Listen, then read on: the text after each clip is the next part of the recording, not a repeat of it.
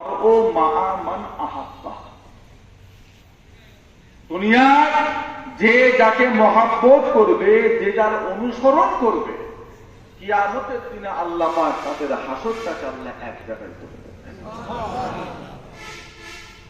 আল্লাহ নবী সাল্লাল্লাহু হযরতে আনাস রাদিয়াল্লাহু তাআলা ইয়া রাসূলুল্লাহ হাবিবাল্লাহ, আমি আপনাকে বড় ভালোবাসি আর আবু বকরকে বড় ভালোবাসি। আপনার মতো তো আমি ইবাদত করতে পারি না, এমনকি আবু বকরের মতো পারি না। আবু বকরের থেকে আমার ইবাদতের পরিমাণটা অনেক কম, তারপরও আল্লাহ পাক আমার হাসরটা কাল কিয়ামতের ময়দানে মাহশারে আপনার সাথে আবু বকরের সাথে কি করে দেবেন?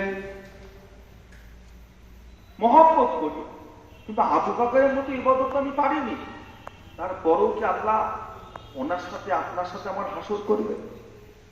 নবী আমার বলল, হযরতে আনাস, অতটা ইবাদত যদি তুমি নাও করতে পারো, মহব্বত যদি তোমার ঠিক থাকে, অনুসরণ যদি ঠিক থাকে, আল্লাহ পাক তোমার হাসরটা কাল কিয়ামতের ময়দানে মাহশারে আবু বকরের সাথে আমার সাথে আল্লাহ করে দেবে।